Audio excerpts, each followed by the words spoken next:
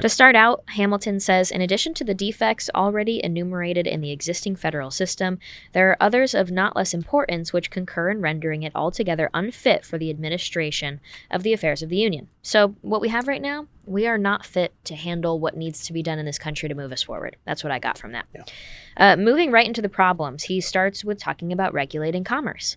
Publius says the want of a power to regulate commerce is by all parties allowed to be of the number.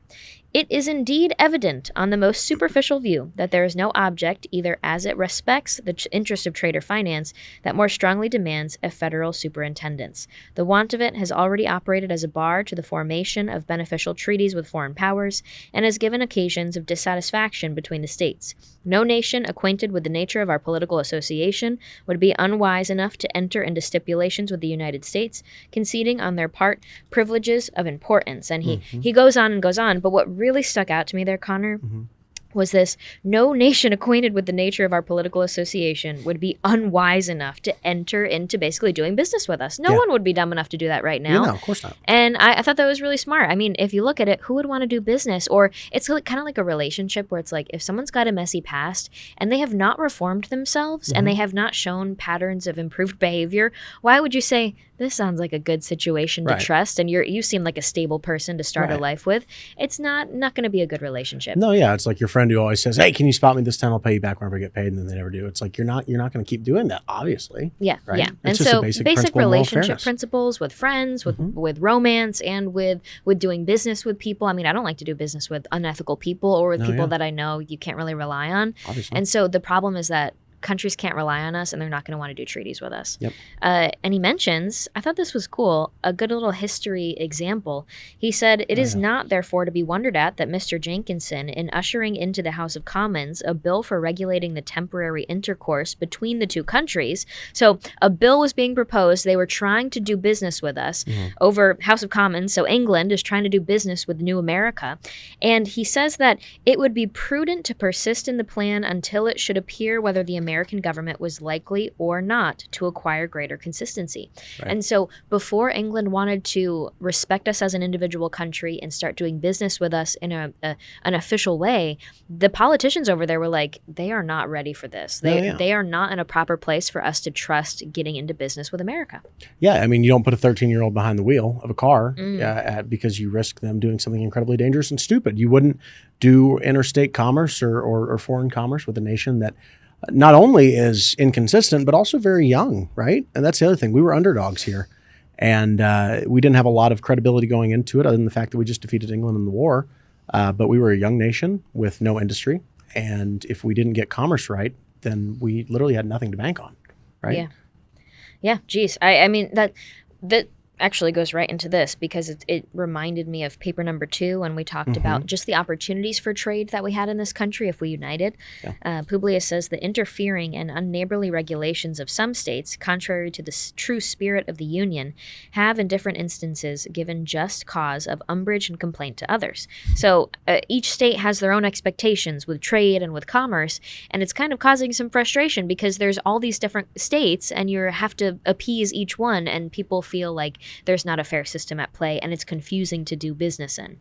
And it is to be feared that examples of this nature, if not restrained by a national control, would be multiplied and extended till they become not less serious sources of animosity and discord than injurious impediments to the intercourse between the different parts of the Confederacy.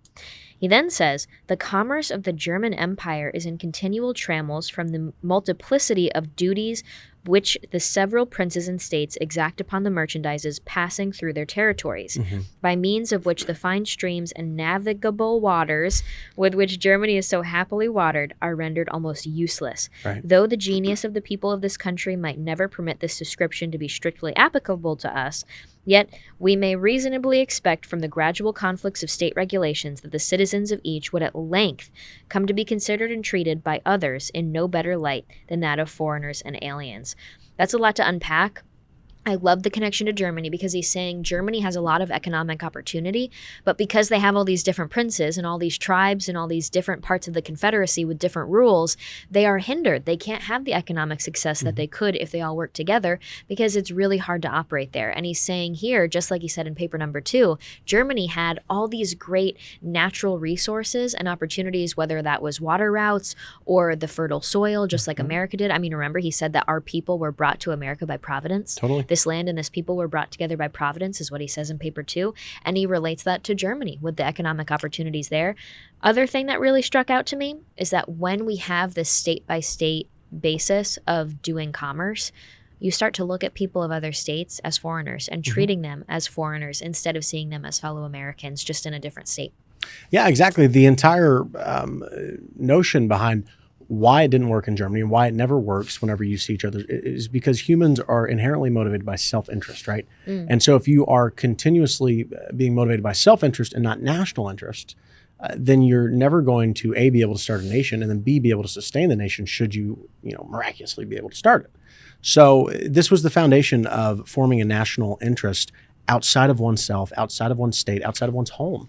And that was a foreign concept at the time because we had Virginians and we had New Yorkers and we had Pennsylvanians who cared deeply about where they were and they cared deeply about their land and their home and their property, but it didn't really go much beyond that. So in order to have a national or a strong country, you have to have a strong national interest that is shared and united and common. Actually, that brings up a good point that's towards the end of the paper. Right. So I kind of want to skip to that because I think it fits in more here. Publius talks about one of the weaknesses of having a republic. And you guys, when I say that, don't think that that means republics are bad in any way. Right. But he brings up a really good point, and it made me think because I was like, that's actually quite smart to consider. And it has to do with this idea of national identity and incentive to betray your people in exchange for self-interest. And so that idea of having a pride in your country and wanting your country to succeed because it will benefit you and your family and your community and the country as a whole is really important.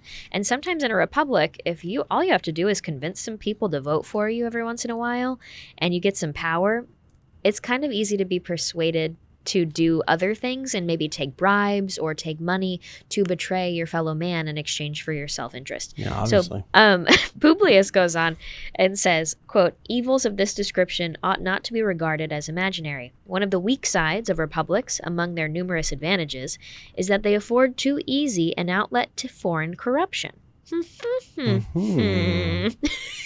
That's not happening now, is it? There's so many things that come to mind, but I digress. No tangents. An hereditary monarch, though often disposed to sacrifice his subjects to his ambition. So, yes, monarchs are generally bad. Right. I'm not saying they're good.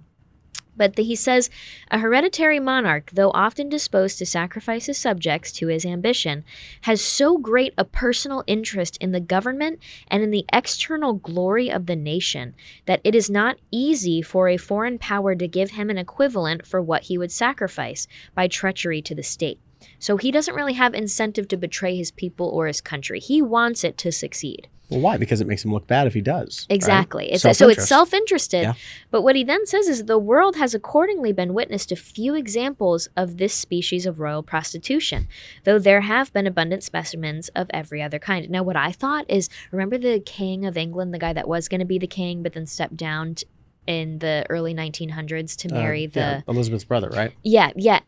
Or no, Elizabeth's uncle. That's right. Because remember, that's right. So Queen Elizabeth's uncle was going to be king of England, but he wanted to marry like a divorcee. An American divorcee. And that is a no-no. Right. And so he stepped down and said, I will not be king if that's what it takes to marry this woman. Yeah. And it started to come out later on that he had been meeting with Hitler and was hoping to ally England with Nazi Germany. Right. Instead of, and so he was kind of selling out his own country, and that came out and is this huge betrayal. Yeah. You can look a lot into it, but it's probably one of the only examples.